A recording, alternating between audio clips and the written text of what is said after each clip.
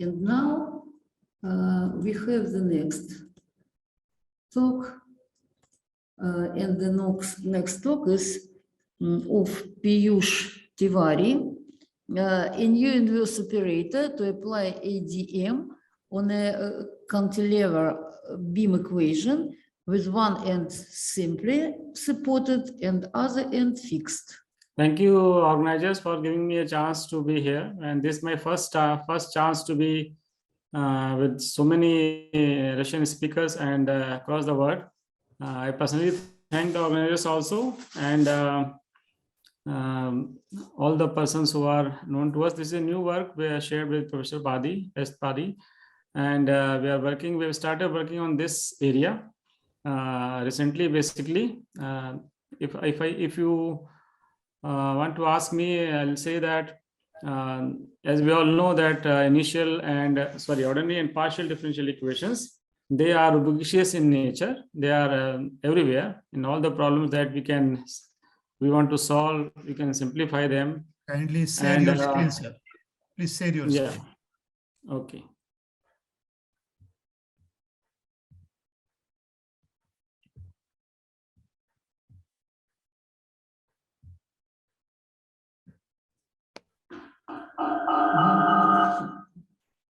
Okay.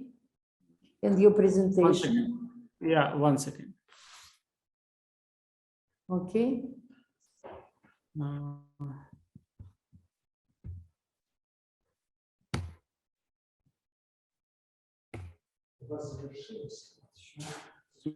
Is it visible? Yes, we can see something. Oh. Okay. And slideshow. Please increase the size. Yes. Full screen. Is it visible? Okay. Let it be. Okay. You are welcome. We can continue, or we can continue and begin your talk. Okay. So as I have said that many real-life problems we can solve by using the partial or ordinary differential equations. This is the very initial attempts to have some existing solutions and applying a new inverse operator to apply a domain decomposition method on a cantilever beam problem. We have used some modification in the operator, and then the new operator we tried and got some solutions which are in a good range of acceptability in terms of the absolute errors. So I'll just continue on that. As you see, the title of my paper is a new inverse operator to apply ADM on a cantilever beam equation with one end simply supported and other end fixed. In this paper, we apply a new inverse operator and ADM to study the existence of approximate solution of the cantilever beam equations whose one end simply supported and other ends fixed. As you can see here, U4 prime T is equal to ST and FUT plus GT, and T is in the range of 0 and 1, which is a non-homogeneous, non-linear problem where F, G, and H are in the reals. And we have taken some examples which will show that this inverse operator is having very less errors in obtaining the approximate solution when compared to exact solution of the cantilever beam problem. So it is a real problem which is being solved, which has been solved here by this method. In this presentation, we'll first take, as we propose, a new inverse operator to apply a domain decomposition method to study the existence of an approximate solution to the nonlinear fourth order 2-point boundary value problem. As you see here, U4 prime T minus STF, UTF is a function of UT and plus GT. If GT is 0, it becomes homogeneous, and U0 is equal to alpha, U prime 1 is beta. These are the constants A, B, C, and D. U1 is equal to gamma, and U double prime is delta. As you can see here, the alpha, beta, gamma, and delta are real numbers, and we if we take alpha is equal to 0, beta is equal to 0, gamma is equal to 0, and delta is equal to 0 here, then the boundary value problem given by this equation 1 reduces to a boundary value problem describing the deformation of elastic beams whose one end is simply supported and other end is fixed. So that application has been taken, and we try to apply the operator. But before, let me just give the plenty of places where we can apply them. So fourth order differential equations with various boundary conditions arise in many mathematical modeling problems, such as control problems, physical problems, biological problems, and cantilever beam problems, which we have used, and we have applied it to three test cases. And recently there has been attention devoted to efficient solution methods, and by changing the operator, very recently they have been attempted, and we can say that they are really applicable to various scientific and engineering problems.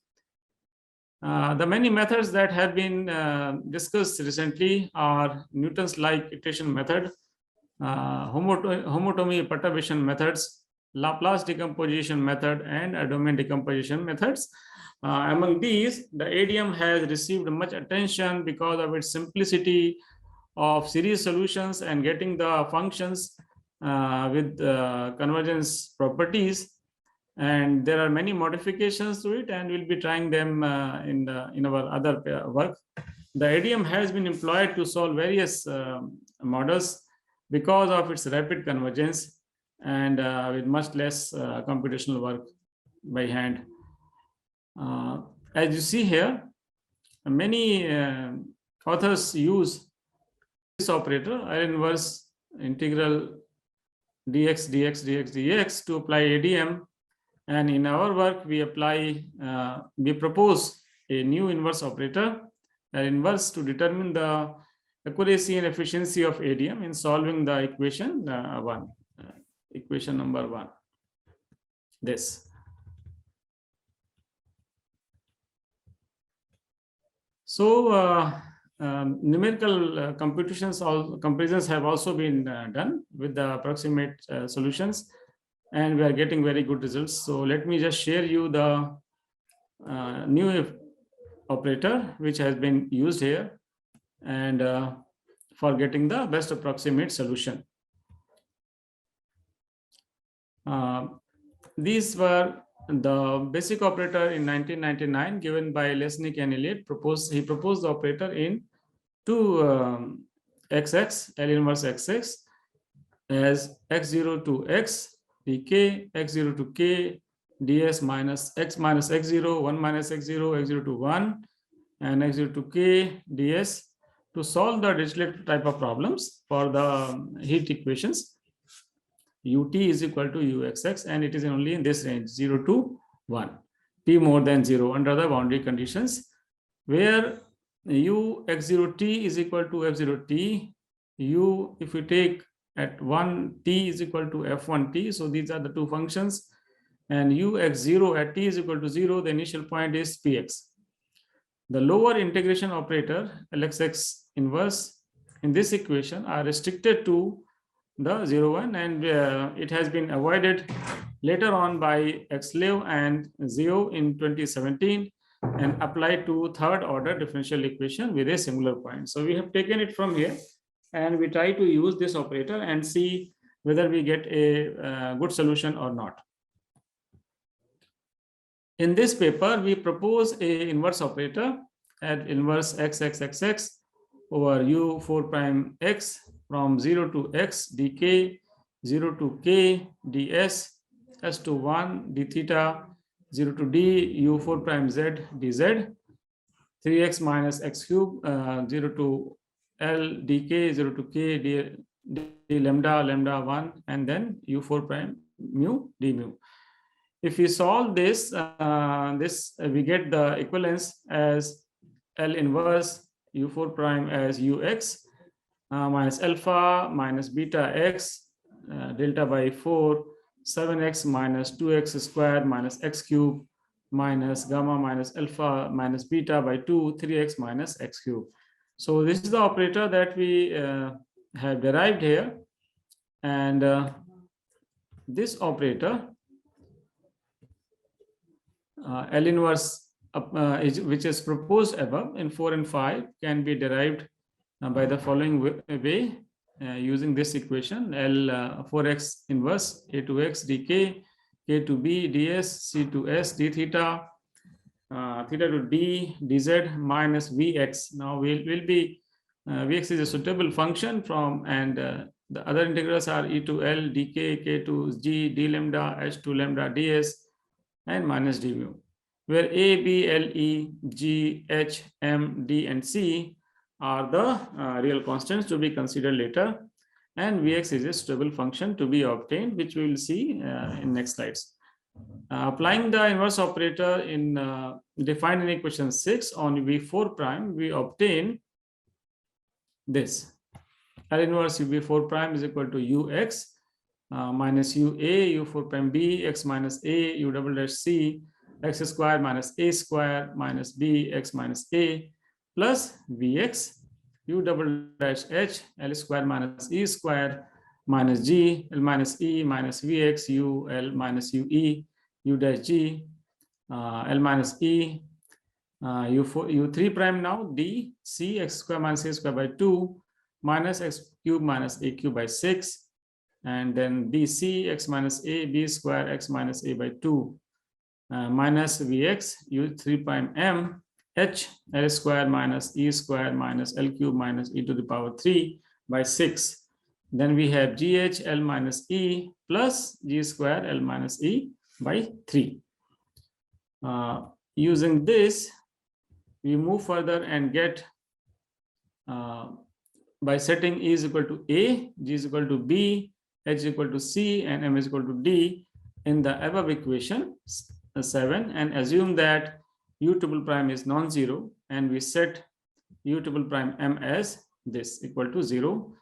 That is u double prime m c minus x square minus a square by 2 minus x cube minus a cube by 6 minus bc x minus a plus b square x minus a by 2, and vx then c l square minus a square minus l cube minus a cube by 6 minus bc l minus a plus b square 1 minus a l minus a by 2 is equal to 0. Then we obtain our after doing this, we obtain our vx, which is available here in this equation. Vx is obtained as c x square minus a square by 2 x cube minus a cube by 6 bc x minus a and b square x minus a by 2, and c l square minus a square by 2 l cube minus a cube by 3 by 6 minus bc l minus a plus b square l minus a by 2. So now we are ready for putting the values to get vx. In terms of x, we take some constants. A is equal to 0, b is equal to 1. We put c is equal to 0 and l is equal to 1 to get this equation, where this is a function that we are obtaining by putting these constants. Now moving back to 7, equation 7, we obtain by putting vx value here, L 4 prime x u 4 prime x equal to ux minus alpha minus beta x plus delta by 4 x minus 2x cube plus x cube gamma minus alpha minus beta by 2 3x minus x cube, which is nothing but equation number 5. Similarly, consequently applying the operator this on both sides of boundary value problem of equation 1, which we have shown before, we get ux to be alpha plus beta x delta by 4 x minus 2x square plus x cube plus gamma minus alpha minus beta by 2 3x minus x cube plus L inverse 4x hx fux plus L inverse gx. Now we see the domain polynomials for this fux function, which we have seen above, is given by the very standard relation of am, And the ADM is based on the decomposing U and the nonlinear term FUX as this. So these are equations 9 and 10. Substituting 10 in equation number 8 here,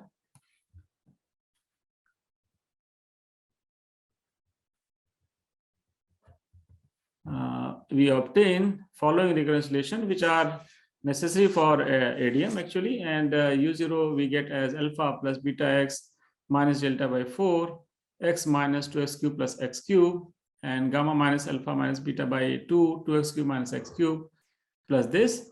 And the sequence, other sequence of reconciliation, other terms U0, U1, U2, U3, and UN are obtained by using L inverse Hx A0x, A1, A2, and An minus 1 like this.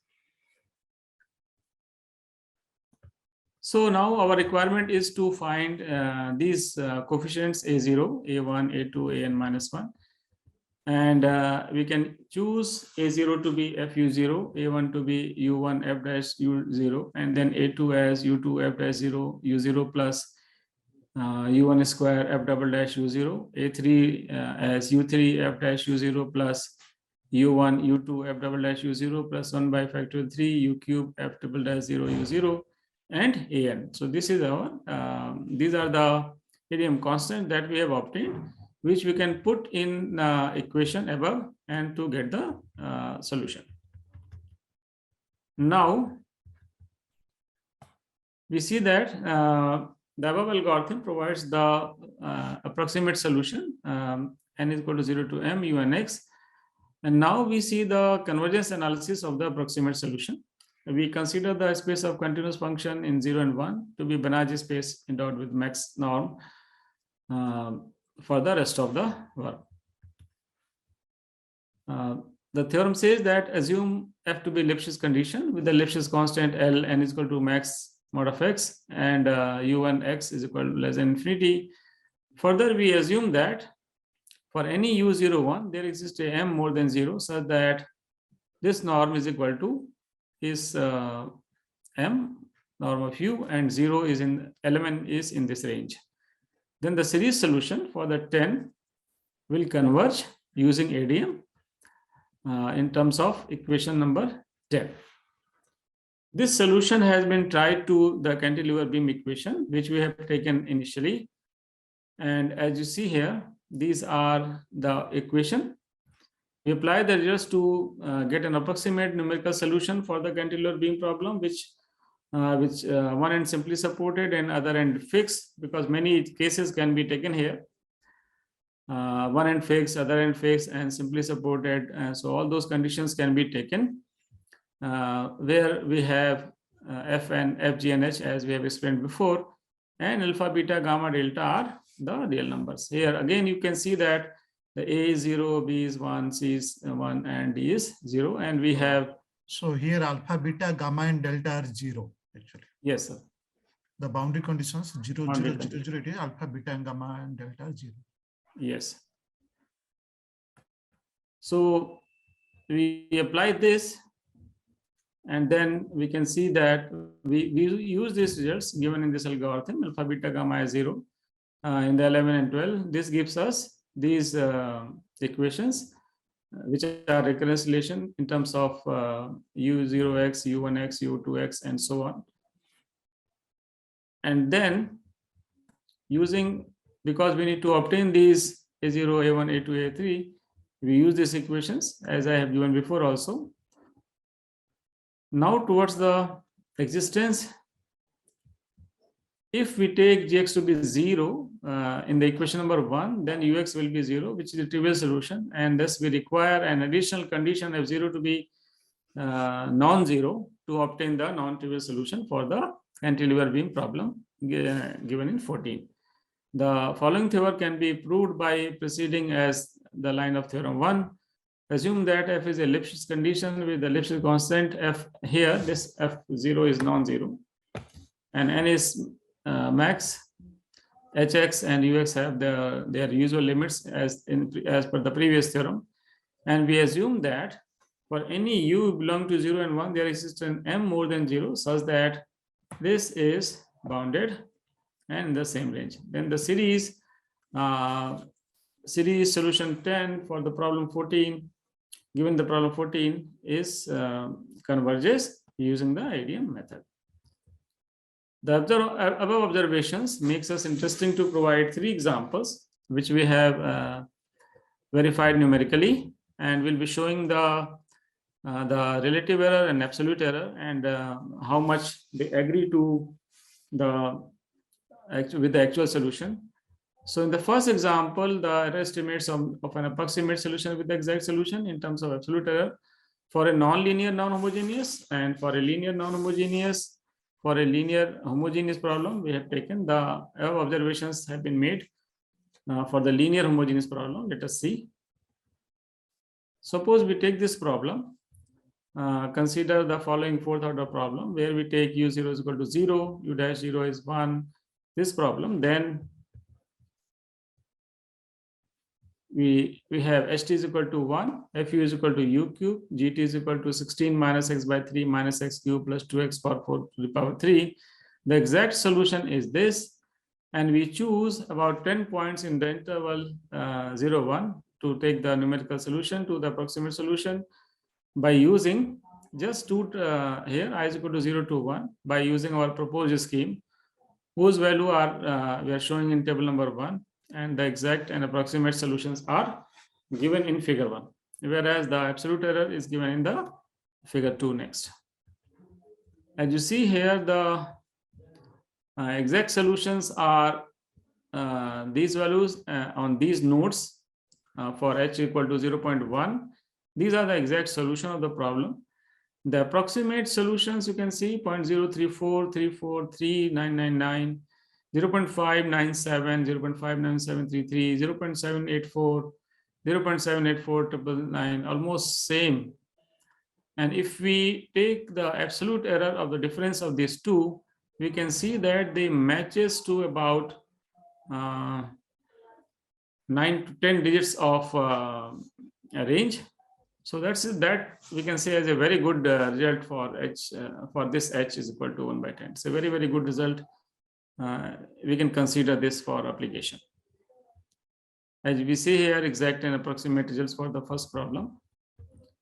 See, this is the figure for absolute error plots. We can see there absolutely no difference between the actual values and the values that we have obtained. Now in the second problem, it has been considered as HT, FUT, no other term here. U is equal to this 0 and 0 and U double S 0 is 0. For another problem which we have assumed, which we can apply, where we can see that HT is 1 and FUT is UT plus 16. To take it, the exact solution is this, where C1, C2, C3, C4 are nothing but these values. Again, we apply it to a 10-point interval between 0 and 1, and by using our proposed scheme, we can see the what are the absolute errors of the numerical solution, and yeah, here by same width is equal to 0.1 by 10, which is a reasonable width. We can see that here it matches to the correct to 3 decimal places, which we generally consider in our simple examples. So that also we can consider. Here in the plot, we can see there's absolutely not much difference as shown in these values. So moving further, the third example, absolute error plot also is given here. The third example, considering the third example, HTFUT in this range with these values of boundary conditions, we take HT to be 1 again, FUT is 1 by UT to be a function of T plus 1, and GT is equal to 0 to make it a change, and the exact solution is UT as this. We choose 10 points again, so that to make the all the scheme check to check all the schemes, and then we see the values here. This result is correct to about 2 decimal places nearly. So we can further try to find these results and apply, and let us see if we can make some other modification in future to get this result. So these are the three examples that we have taken to validate the method, the inverse operator that has been taken, that has been modified from Lee, and there are this visibility is yeah, see, you can see here absolute error plot for the third example. Yeah, they are almost same error using ADM method. These are the references, general reference by ADM main thing. Then we have this Lesnick paper where we started, and Liu and Gao where the third order non-linear differential operator has been taken based on the ADM, and we modified this. So with that, we can see that all the examples that we have taken based on the operator that we have defined are giving very good results in the all 3 examples here.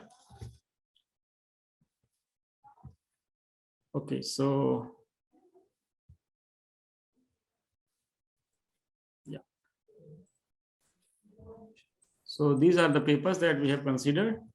And then, yeah, with that, I finish my presentation.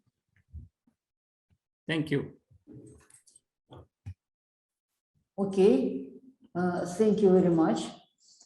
And I would like to you about the convergence of your series.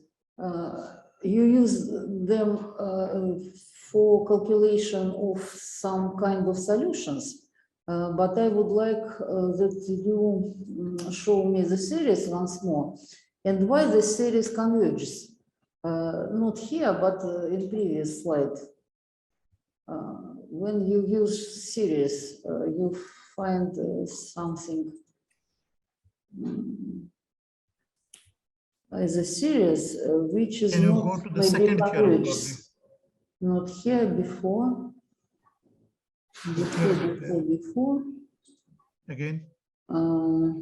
Here. Is that? I don't know whether you wrote. Okay. First one? Not Yeah. later. When you is use that? Here 13. You find the approximate solution by this way. But if we consider the series of U n of x, what can you say about the convergence of the series?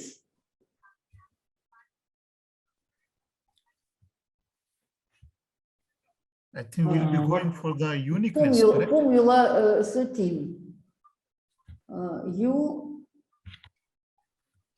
Yes, From that's the my result is the formula 13. Yes. Formula 13. Yes. And you have, for example, this part of series, but the partial sum, the particular sum, but partial sum. And at previous slide, you show the series when you take the sum from 0 to plus infinity. And why does this series converges? No, this is a sequence of partial sum it is taken, I think. Is that correct? Yes, sir. Sequence of partial sum is considered, and it is that is used here in the theorem. But to use this sum, you have to prove the convergence of the series. Yes. That is done in the theorem. That is done in the theorem here. We have not shown that has been that we have not shown here, but yes. Using we have written here that it is convergent. Yes, I understood. Okay, I see. Okay. So thank you very much. And maybe somebody have question. Excuse me, can I ask some question? Yes. I see some reference in your bibliography about the heat equation.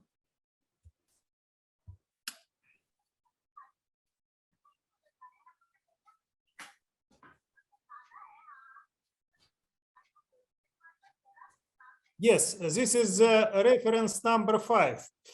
What is the result for heat equation, for heat conduction maybe, which is obtained in this, which are obtained in this publication? What is the application to heat problem? I think that is the heat equation with, I think, the boundary condition it is given there. The type boundary condition it is given there. I think with that it was done. Dirichlet boundary condition. I think it is shown there, right? Yeah, it is shown that initially the right hand side. Please show the size. First one. Yeah, please. Yeah, it is given there already. You have to show that slide. I think it is given there, right? Go to the beginning. I think you should get it. I think I saw that somewhere. Thank you. Yeah, it is in the next. I think it is there. Next. Again. Next. It is there. It is there. No. Above. Please go above. No. And it is there. It is given. I think slide number 7. Slide number 7, I think it is given there, right? Yeah, it is there. No, we are going fast. I understand. Slide number 7, it is given, not in 9. Thank you. Yeah, it is that. Okay. This is that given, I think. Some kind of operator to solve Dirichlet problem for heat equation. It's interesting. Yes. Very interesting. Thank you very much. Thank you. It is really fine. Okay. Thank you, our speaker once more.